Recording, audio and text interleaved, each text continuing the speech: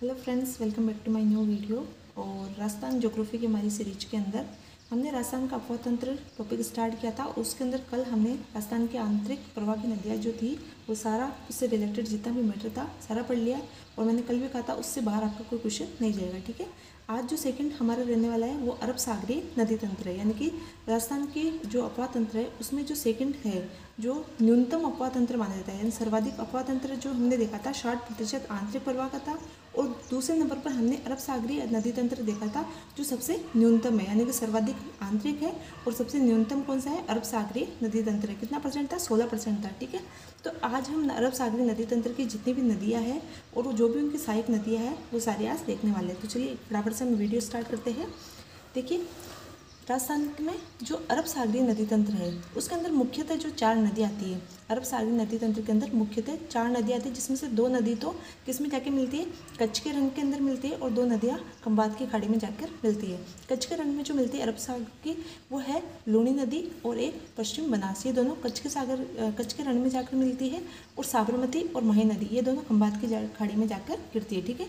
तो 2-2 का रेशियो याद रखना कि पश्चिम बनास और लूणी दोनों कच्छ के रण में और साबरमती और माही किस में मिलती है, खंबात की खाड़ी में, ठीक है। अब इनकी जो भी सहायक नदियाँ एक बार उनका ट्रिक देख लेते हैं। आपसे बस ये पूछा जाएगा, मिक्स करके दे देते हैं कि इनमें से कौन सी पश्चिम बनास की है या लूणी की है या साबरमती की या माही की सहायक नदियाँ है, नहीं है, या फिर मिलान करने के लिए। तो अपन को कुल मिला के 4 मुख्य नदियाँ ये चारों अरब सागर की है और इसके अलावा इनकी सहायक नदियाँ याद रखनी है। इनमें से दे सकता है कौन सी अरब सागर की है या कौन सी बंगाल की खाड़ी की है, या इनकी सहायक नदियों को क्रम से मिलाने के लिए कह सकता है, ठीक है। तो हम फटाफट से देखते हैं लूणी नदी जो है इसकी सहायक नदियों के ट्रिक हम एक बार देख लेते हैं।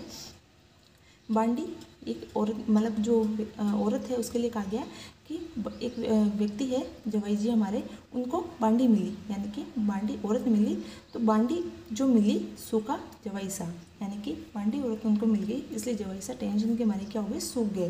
तो बांडी जो मिली सूखा जवाईसा, ये लूणी नदी की ट्रिक है। और इसकी सारी जितनी भी जो लूणी नदी की सहायक नदियाँ हैं वो मैंने इसमें लिख दी है। बांडी से बांडी नदी हो जाएगा, जो से जोजड़ी हो जाएगा, मी से मीठड़ी, ली से लीदड़ी, सूखा से सूखड़ी, जवाई से जवाई नदी और सा से सागी हो जाएगा, ठीक है। एक सागरमती भी आती है वो लूणी की, जब लूणी जब प्रारंभ होती है तो वहाँ पर लूणी का नाम जो होता है, प्रारंभ में लूणी का जो नाम होता है वो होता है सागरमती, ठीक है। ये भी आप याद रख सकते हैं, सागरमती, ठीक है। सागरमती और सरस्वती एक दूसरी तरफ से आती है, सरस्वती ये दोनों गोविंदगढ़ जो क्षेत्र है, गोविंदगढ़, ठीक है, गोविंदगढ़ जो अजमेर के अंदर है वहाँ पर मिलकर ये क्या बन जाती है, लूणी, ठीक है। क्या बन जाती है, लूणी। आप ये याद रख सकते हैं कि प्रारंभ में लूणी का नाम क्या था, तो ऑप्शन में दे सकते हैं सागरमती, सरस्वती। तो सागरमती होता है, फिर ये सरस्वती के साथ मिलकर क्या बन जाती है, लूणी बन जाती है। किस स्थान पर, गोविंदगढ़ स्थान पर, ठीक है। दूसरे हम देखते हैं पश्चिम बनास नदी। पश्चिम बनास की एक ही सहायक नदी है, बस आपको याद रखना है, सीपू नदी, ठीक है। साबरमती नदी जो है इसकी ट्रिक देख लेते हैं एक बार सहायक नदियों की, कि मावा सही हाथ में रख, कि मावा जो है वो सही हाथ में रख, ये इसकी ठीक है। मावा से हो जाएगा, माँ से मानसी और माजम, वा से वाकल, सही मतलब सही मतलब सही, यानी कि सही जो है नदी। हाथ से हो जाएगा हथमती, में से हो जाएगा मेधा और रख से हो जाएगा वेत रख, ठीक है।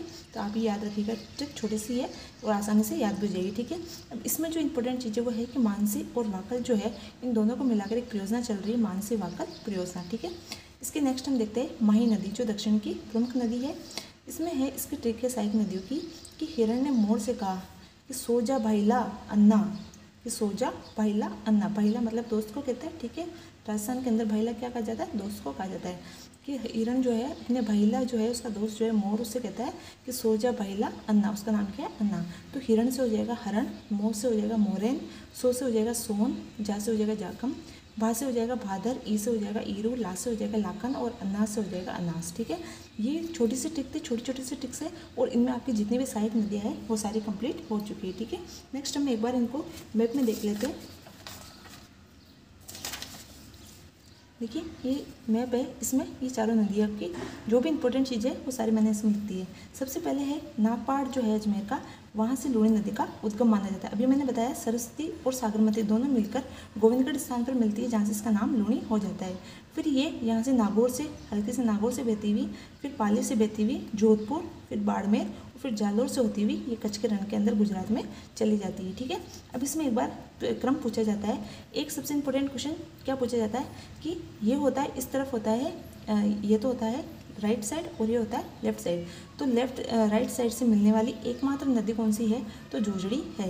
या फिर इसको हम कहें दाईं ओर से मिलने वाली एकमात्र नदी कौन सी है, तो जोजड़ी। ये इंपॉर्टेंट क्वेश्चन यही पूछा जाता है इसका। बाकी सारी नदियाँ क्या है, बाईं ओर से मिलती है, एकमात्र नदी जोजड़ी है जो दाईं ओर से मिलती है। कहाँ से निकलती है, तो ये जो नागौर है उसके पुंडलू ग्राम से निकलती है, फिर ये जोधपुर होती हुई बाड़मेर के अंदर आकर इसमें लूणी में मिल जाती है।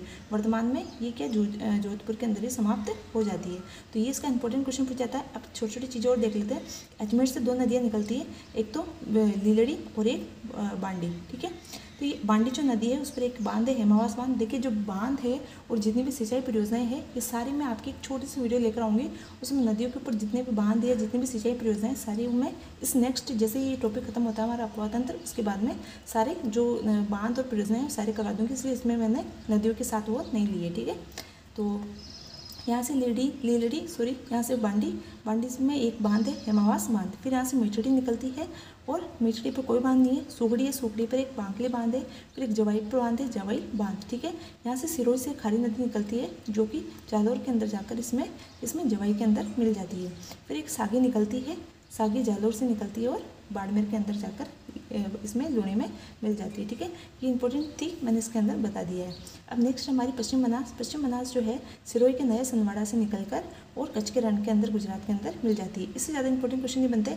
इसमें एक तो पश्चिम बनास और एक साबरमती, इनकी लंबाई पूछी जा सकती है।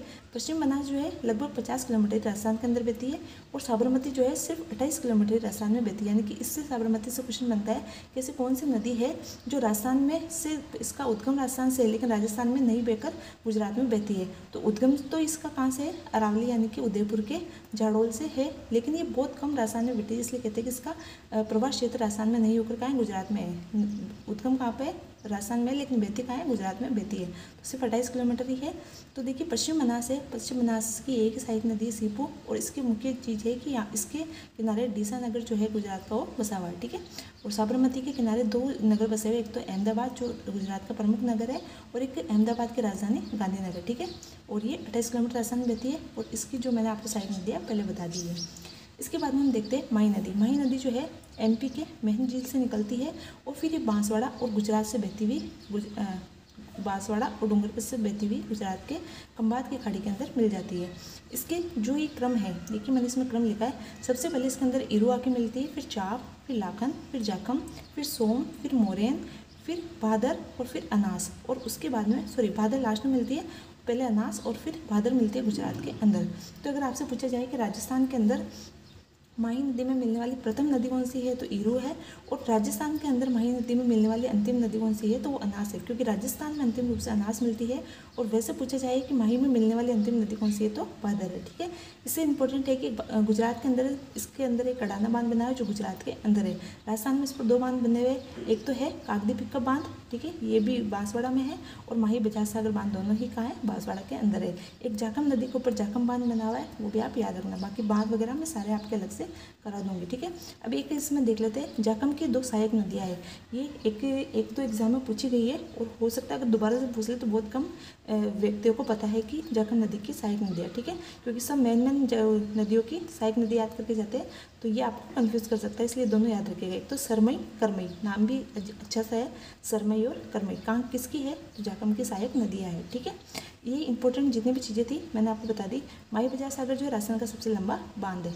ये इंपॉर्टेंट चीज़ें जो भी थी इससे रिलेटेड अरब सागर की नदियों से संबंधित वो सारी मैंने आपको बता दी है। फिर मिलते हैं नेक्स्ट वीडियो में बंगाल की जो खाड़ी है उसकी नदियों के साथ। ठीक है, वीडियो पसंद आई तो लाइक करना और शेयर करना। Thank you.